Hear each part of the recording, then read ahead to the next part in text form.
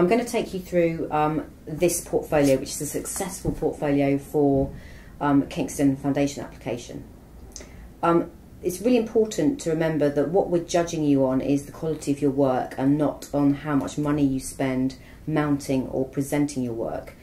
This is a great first page because what we're looking at is a neat and simple presentation of 3 really beautiful drawings. Phoebe obviously has a real skill and real talent for dealing with life drawing and figuration. It's not precious, it's not necessarily academic, but it has a real flair for materials.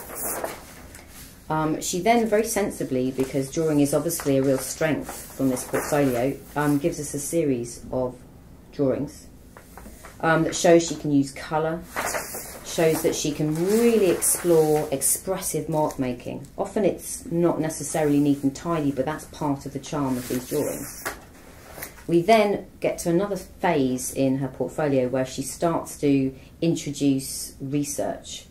It's obviously a very significant part of how she explores ideas and how she expresses herself very viscerally through materials.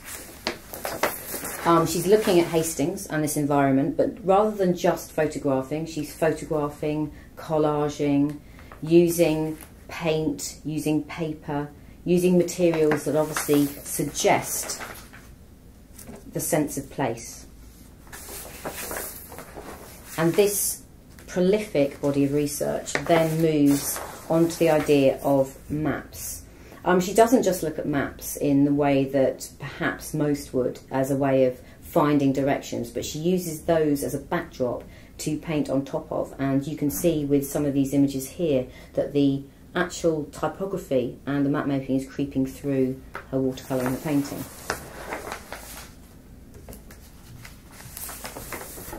And what's really exciting about this page is the fact that she's not necessarily using photography in a conventional fashion either, where she's actually using it to collage with and using it to explore in quite a painterly way how she sees her interpretation of Hastings. We then move on to a much more large-scale, more expressive way of making marks. There's a real confidence in these pieces of work where she's not necessarily giving us a very specific observation of what she's looking at, but it doesn't really matter because there's an excitement in how she uses these materials.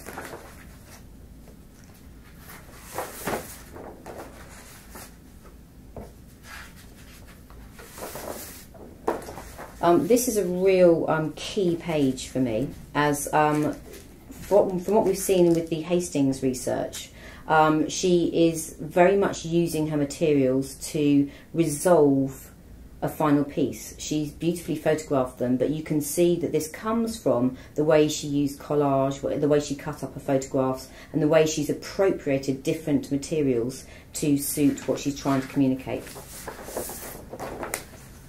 And this is another really interesting piece. Again, until I look through her sketchbooks, I'm not quite sure what this piece is about, but she has a really great feel for materials. She's using bleach, she's using tissue paper to stick on top of the bleach, and it's a really innovative way of exploring traditional techniques. And she ends the portfolio on a rather lovely looking chameleon.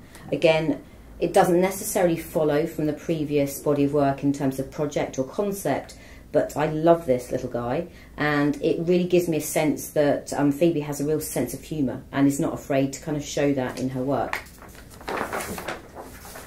Whilst that portfolio is a really lovely exploration into the essence of what she produces, for me the most exciting thing in her portfolio is actually in her sketchbooks. These are so well discovered. She's looking at absolutely everything. She likes to write. Her image making follows through in everything she does. But it's not just about necessarily looking or referencing artists just because she's been told to. There's a real sense that she's looking at artists to understand how potentially she can make work in new ways. And this page really excites me. She's obviously playing with materials. You can see the kind of seeds of what she was doing in her portfolio coming through in this. A really beautiful watercolour or collage of the underground map. Not all of these images are perfect. She's doing examples of first-class stamps. It's not the best painting I've ever seen, but that doesn't matter because it's actually getting her to understand how she articulates her own ideas. And here we see where she's looking at and exploring map making. And here we have again, as we did with the portfolio, really original examples of how she's actually used nails in order to show maps and then photographed it in a really appropriate way. And again, she's stuck in really interesting ways of creating maps on hands. And again, she's out photographing, observing people, situations, environments to feed back into her work. And another sketchbook that follows on from the same project. What a beautiful page. So again, she's using collage, but in the most beautiful way. It's playful, it's not too precious, but you can really see where it follows on from her observations in this particular church. Really great use of collage where she's cutting out, thinking about her image making skills. And that's just such an exciting page. It's very free, it's very brave, it's very courageous. It doesn't feel finished, but that's the beauty of it. There's a real excitement about what she's exploring, and then she's using materials, she's using thread. Again, map making follows through in this, a really beautiful example of how you can articulate using a material that isn't just a drawn line. And again, as we saw with the portfolio, her photography is being used as a drawing tool here rather than just a way to document a sense of place.